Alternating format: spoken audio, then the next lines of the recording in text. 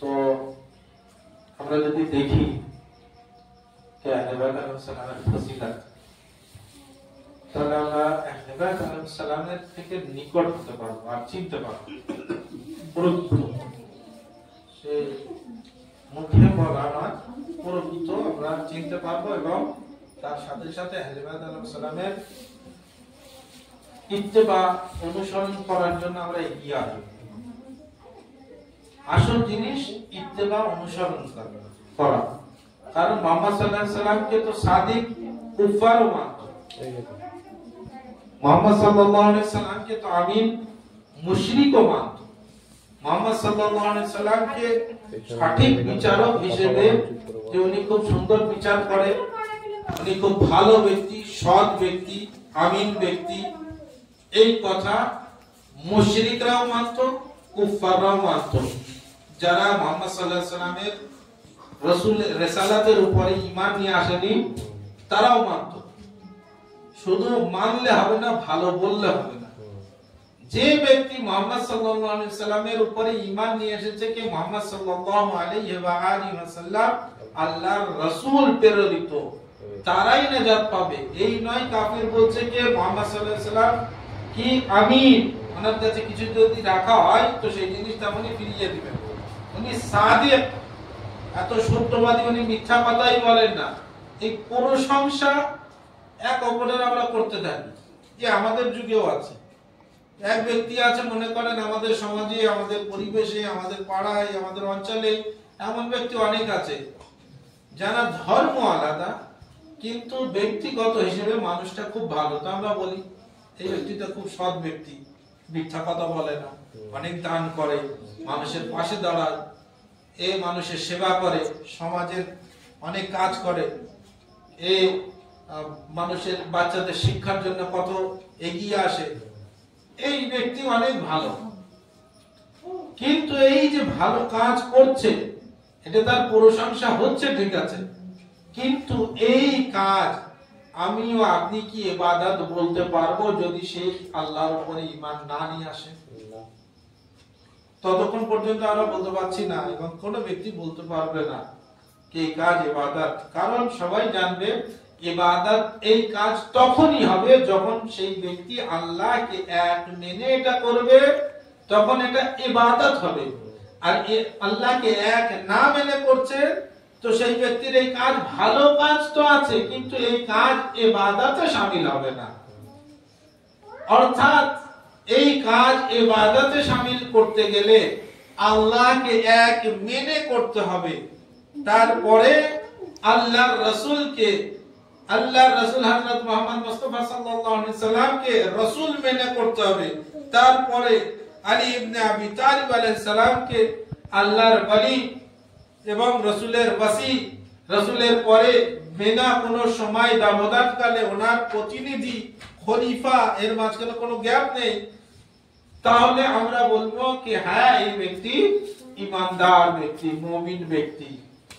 এখন যদি মুমিন এই সমস্ত জিনিসের উপরে ঈমান না নিয়ে আসে যে আল্লাহ এক, আল্লাহ আদিল, মুহাম্মদ আল্লাহর রাসূল সাল্লাল্লাহু আলাইহি ওয়াসাল্লাম এবং আলী আলাইহিস সালাম আল্লাহর ওলি, বাকি 11 জন আলী আলাইহিস সালামের পরে 11 জন ইমাম, ইমামে মাহদি আখিরুজ জামান আজ্জালাল্লাহু তাআলা ফরজুল শরীফ, আল্লাহুম্মা সাল্লি আলা মুহাম্মদ ওয়া আলি মুহাম্মদ ওয়া আজ্জাল, যে উনি কি এনারা হচ্ছে আল্লাহর ওলি এবং রাসূলের জানেশিন, খলিফা, ইমাম। আল্লাহ কোরআন পাঠিয়েছে, কোরআনের ভিতরে যা কিছু আছে সব বারহাক, সব কিছু সত্য, তার ভিতরে কোনো সন্দেহ নেই। এবং আল্লাহর রাসূল যা কিছু বলে গেছেন সেগুলোর উপরে আমল করতে হবে। আল্লাহ রাসূল যা দিয়ে গেছেন সেগুলোকে নিতে হবে, যে জিনিস থেকে মানা করেছেন তার থেকে দূরে থাকতে হবে। এই সমস্ত জিনিস যখনই মানবে, তারপরে যখন কাজ করবে, তখন বলা হবে যে এই ব্যক্তি এটা ইবাদত করেছে। আরো সহজ করে দিই, একদম সহজ উদাহরণ, যে একজন ব্যক্তি উঠে ঘুম থেকে উঠলো, মুখ ধুলো, হাত ধুলো, যেমন আমরা ওযু করি সেম এমন করলো, কিন্তু সেই ব্যক্তি ইসলাম গ্রহণ করেনি। এবারে আমরা যে ব্যক্তি ইসলাম গ্রহণ করেছে সেই ব্যক্তি যখন এই কাজ করছে, একজন ব্যক্তি এসে দেখে বলবে ওযু করলো।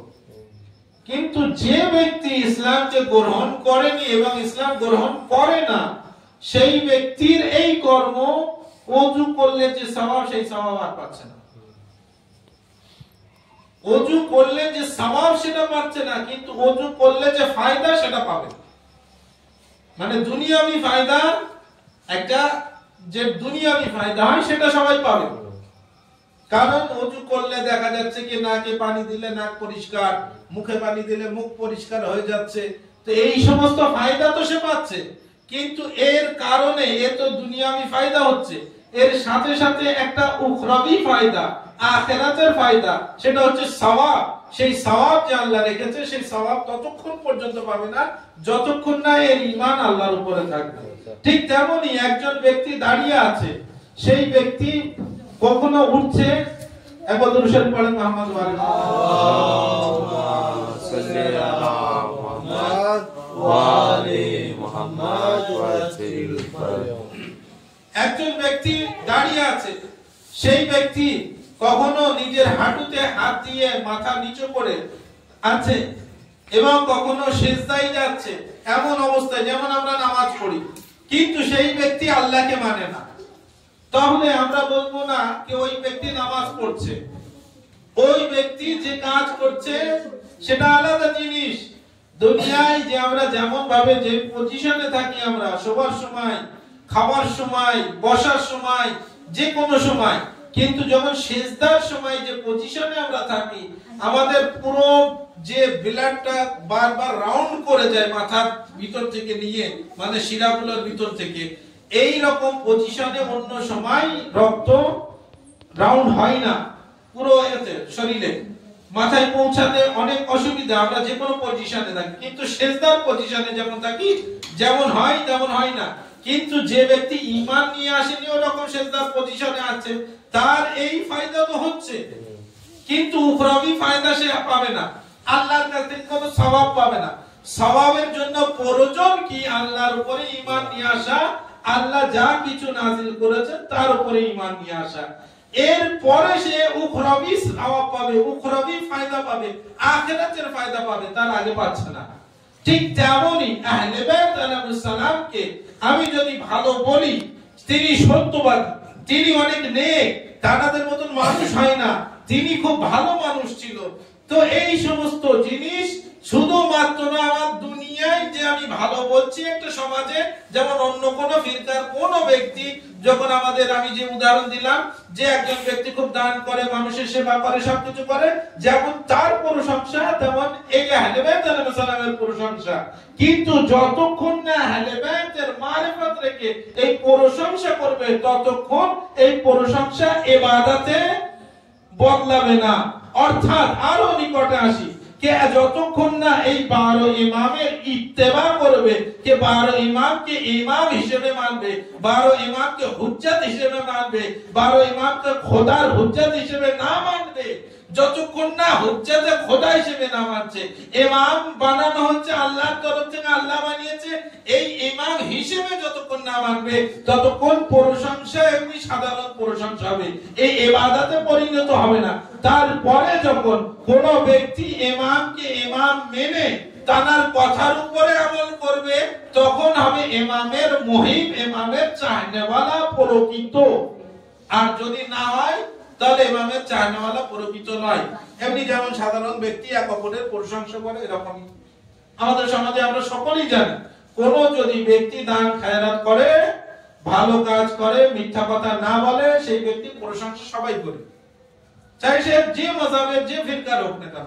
সেরকম আহলে বাইত আলাইহিস সালামের জীবনী যেমন আছে, ওনাদের জীবনী যদি পড়া হয়, রাসূল খোদা সাল্লাল্লাহু আলাইহি সাল্লামের জীবনী যেটা পড়া হয়, আমি যেটা শুরুতে বলেছি যে রাসূল সাল্লাল্লাহু আলাইহি সাল্লামকে মুশরিক ও সিদ্দিক মানতেন, মুশরিক ও আমিন মানতেন, মুশরিক ও সত্যবাদী বলতেন, কিন্তু মুশরিক সত্যবাদী বলার পরেও নেজাত পাবে না। কিন্তু এবার রাসূল সাল্লাল্লাহু আলাইহি সাল্লামকে যারা মানে রাসূল হিসেবে, তারা যখন সিদ্দিক মানবে, এই সিদ্দিক মানার কারণে নেজাত পাবে। এই সিদ্দিকের কথা মানার পরে সে কি পাবে? নেজাত পাবে। দুটোর ভিতরে পার্থক্য হচ্ছে এতটুকু ঈমানে। কাজ দুজনে একই করছে। সিদ্দিক একজন সাধারণ মানুষ মানছে, সাদিক সাধারণ মানুষ মানছে। সাদিক রাসূল আকরাম সাল্লাল্লাহু আলাইহি ওয়াসাল্লামকে সাদিক বলা হয়, তো সাদিক একটা সাধারণ মানুষ মানছে কে রাসূলের খোদা সাদিক আমিন, আর একজন ওনার চাহনেওয়ালাও মানছে। দুজনের ভিতরে পার্থক্য শুধু এতটা, একজন ওনাকে আল্লাহর রাসূল হিসেবে মানছে আর একজন সাধারণ ব্যক্তি হিসেবে মানছে। একবার দুরূদ শরীফ পড়েন মুহাম্মদ আল্লাহুম্মা সাল্লি আলা মুহাম্মদ ওয়া আলি মুহাম্মদ ওয়াসিল। তো এই পর্যন্ত যখন আমরা বুঝে গেলাম, এবারে আসেন আল্লাহ তাআলা বলেন ইয়াউমা নাদু কুল্লু উনাসিম বিইমামিহিম, কে আমি সকলকে ডাকবো তাদের ইমামের সঙ্গে। তো আলী আলাইহিস সালামের যুগে আলী আলাইহিস সালাম আমাদের ইমাম, উনি আগে চলে গেছেন। তো যদি পূর্বের ইমাম এই যুগের জন্য যথেষ্ট থাকে, পূর্বের ইমাম এই যুগের জন্য যথেষ্ট থাকে, তাহলে পরের ইমামের প্রয়োজন নেই। কথা বুঝতে পারলেন না? যদি যে ইমাম শহীদ হয়ে গেছেন, শহীদ হওয়ার পরেও যদি তার পরের জামানার জন্য যদি তিনি ইমাম হয়ে থাকেন যুগে, তাহলে ওনার পরে আর কোনো ব্যক্তির ইমাম হওয়ার প্রয়োজন নেই। আদম নবী যদি ওনার মৃত্যুর পরেও সমস্ত জামানার জন্য হুজ্জাত যথেষ্ট থাকে, তাহলে বাকি নবীদের প্রয়োজন নেই। মানে হচ্ছে এই, যখন কোন নবী ইন্তেকাল করছেন, তিনি জীবিত আছেন ঠিক আছে, কিন্তু হুজ্জাতে খোদা একজন থাকার দরকার, সেই জায়গাটা কে পূরণ করবে? যখন উনি ইন্তেকাল করলেন তখন কাউকে প্রয়োজন। এই জন্য 1,24,000 নবী, 1,24,000 পর নবীর পরে 12 জন ইমাম। তো যখন যেমন আদম নবীর পরে বাকি নবীদের প্রয়োজন এবং শেষ যুগে মুহাম্মদ আরবির প্রয়োজন, ঠিক তেমনি আলী আলাইহিস সালামের যুগের পরে, হাসান আলাইহিস সালামের যুগের পরে, এমনকি ইমাম হাসান আসকারী আলাইহিস সালামের যুগের পরে 260 হিজরিতে ইমামে হাসান আসকারী আলাইহিস সালাম শহীদ হয়েছে। 260 হিজরির পরেও ব্যক্তিদের জন্য কোন ইমাম দরকার, আর সেই ইমামকে ইমামে মেহেদী আখিরুজ জামান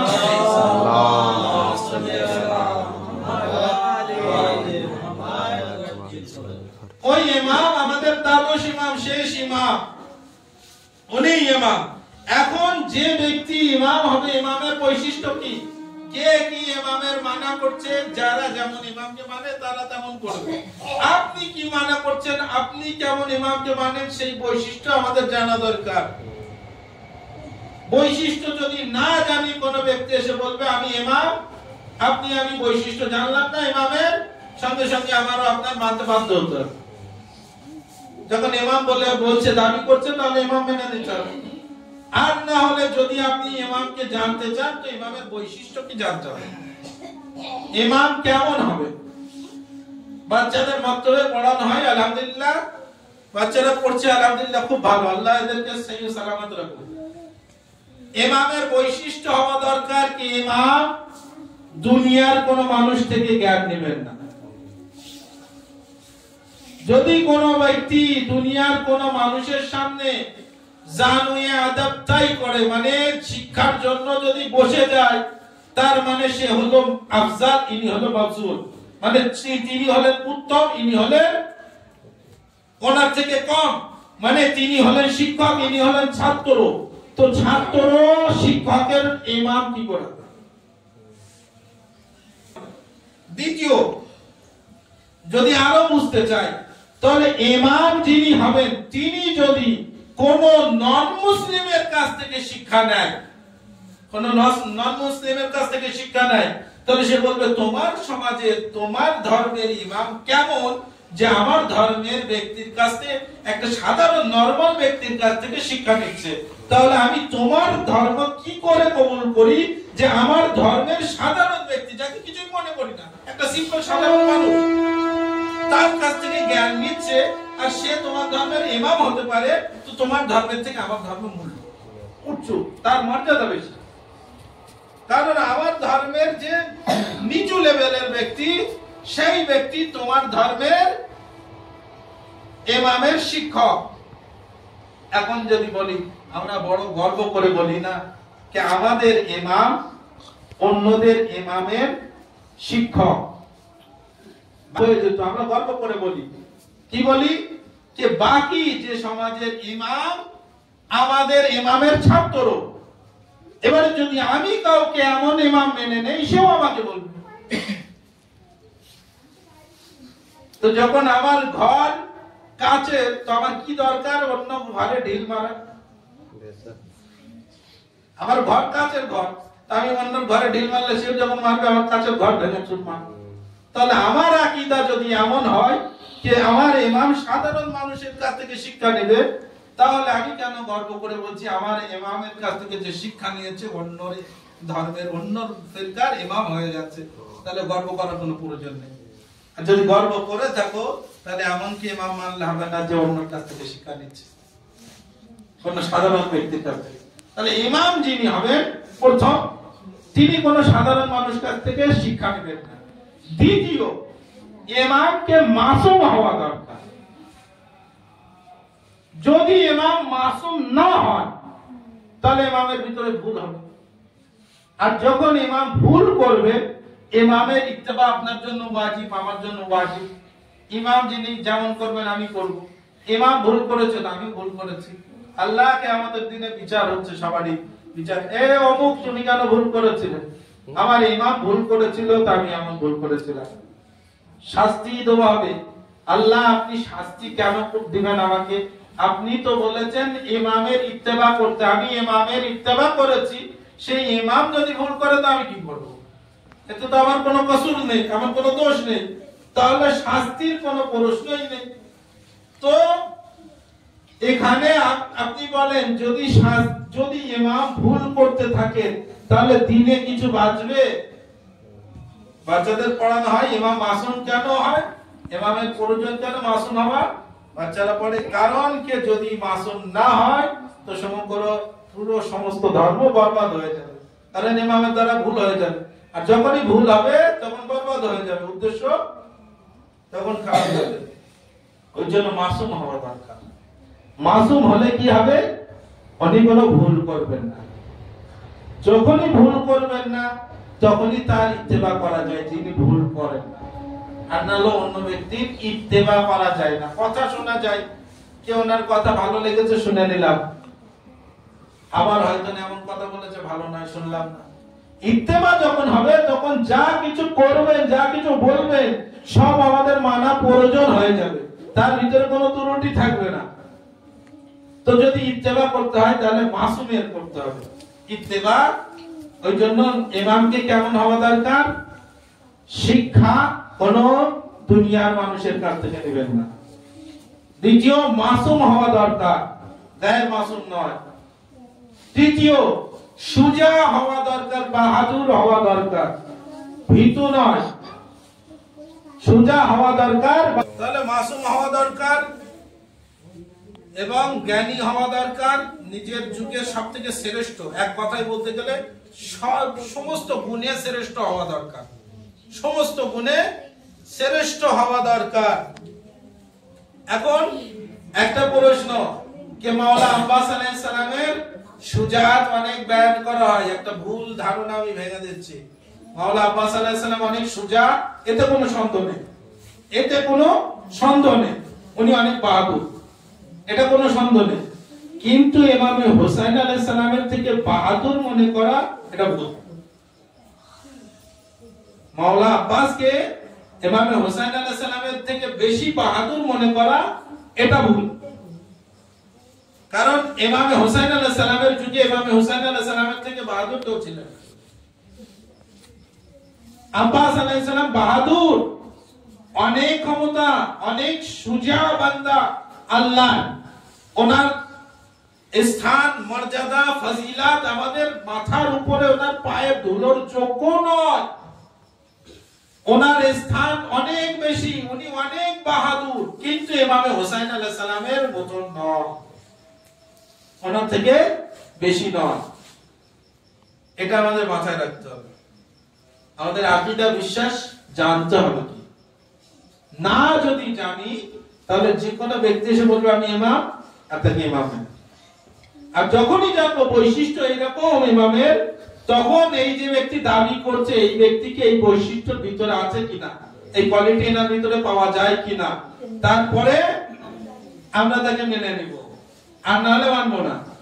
আপনি যখন কোন জিনিস নেন বাজারে গিয়ে, আমরা যখন কোন জিনিস কিনি বাজারে গিয়ে, তাহলে সেটা বেছে নিই 10,000 টাকার মোবাইল, 20,000 টাকার মোবাইল, 30,000 টাকার মোবাইল নেওয়ার আগে আমরা দেখি এই মোবাইলে কি কি জিনিস আছে, কেমন কেমন এই মোবাইলের ক্যাপাসিটি কেমন, কি কি জিনিস এই মোবাইল এর ভিতরে আছে, সেটা আমরা ভালো করে ঘেঁটে নিই। যদি নিজে না জানি, এখন ইউটিউবে সার্চ করে দেখে নিই কি আছে এর ভিতরে, তারপরে নিব। 30,000 টাকার মোবাইলের জন্য 30,000 ছাড়ে 1 কেজি আলু নিতে গেলে বেছে বেছে নিই, এর ভিতরে একটা ভালো খারাপ নেই তো। 30 টাকা 35 টাকা কেজি আলু নিতে গেলে বেছে বেছে নিই, এর ভিতরে একটা খারাপ নেই তো। খারাপ এসে গেলে আমার লস হয়ে যাবে। তো যখন 30 টাকার আলু নিতে গেলে এত বেছে বেছে নিই, তাহলে ঈমান যখন একটা ব্যক্তির উপরে রাখবো, তো বেছে রাখবো না যে এই কোয়ালিটি আছে কিনা, যেটা আমাদের আখিরাতের বিষয়। তাহলে আমাদের এই সবগুলো ভেবে চিন্তে তারপরে চলতে হবে। নবী কাকে মানছি, নবীর পরে নবীর খলিফা কাকে মানছি, এই ব্যক্তি যোগ্য রাখে ইমামের, নবীর এই যুগের কোন ইমাম আছেন, আর যে ইমাম আছেন তার পরিচয় জানা দরকার, মারিফাত রাখা দরকার। আল্লাহর নবী বললেন, একটা ছোট করে বলে তারপরে ইমামে আলী রাদিয়াল্লাহু সালামের বিষয়ে দুই এক কথা, তারপরে ইনশাআল্লাহ আপনাদের সাহাবাত সম্পূর্ণ করা হবে। কে নবীজি বললেন কে কোরআনের শেখ, এমন তো কোরআনের উপরে এত বিশ্বাস, নবীজি বললেন নামাজ এই রেকাত এত সবকিছু মেনে নিলাম, নবীজির কথা মতন তাহলে মানা দরকার সমস্ত জিনিস। তো নবীজি যখন 12 জন খলিফার কথা বললেন, তো মানা দরকার। আল্লাহ যখন বলছেন, আল্লাহর নবী যখন বলছেন কোন সমস্ত যুগে একজন হুজ্জত থাকা দরকার, এবং যদি কোরআনের দৃষ্টিতে দেখি তাহলে ওয়ালিকুল্লি কওমিন হাদ, সমস্ত কওমের জন্য হাদি। তো এখন তো কম আছে নাকি নেই, শেষ হয়ে গেছে, তাহলে এই কওমের হাদি। এবং ইয়াউমা নাদকুল্লা মুনাসিব বিইমামিন, প্রত্যেক কওমকে, প্রত্যেক ব্যক্তিকে, কম না এখানে, প্রত্যেক ব্যক্তিকে, প্রত্যেক মানুষকে তার ইমামের সাথে ডাকা হবে। তো আমাকে যদি আমার ইমামের সাথে ডাকা হয়, তো আমি কোন ইমামের সাথে যাব? সেই ইমাম কি আল্লাহর বানানো ইমাম? সেই ইমামের ভিতরে কি এই কোয়ালিটি পাওয়া যায়? আর যদি না যায়, তাহলে কি ওই ইমাম আল্লাহর সামনে দাঁড়াতে পারবে? আমার একজন প্রত্যেক কওমের, প্রত্যেক ব্যক্তির, প্রত্যেক মানুষকে তার ইমামের সাথে ডাকা হবে। তো আমার ইমাম, যে ইমামের সাথে আমি যাব, সেই ইমামটাকে চেনা দরকার। অর্থাৎ আমি বলতে চাচ্ছি, ইমামে মেহেদী আলাইহিস সালামের বিষয় আমাদের মারিফাত রাখা দরকার। একবার দুরূদ শরীফ পড়েন। আল্লাহুম্মা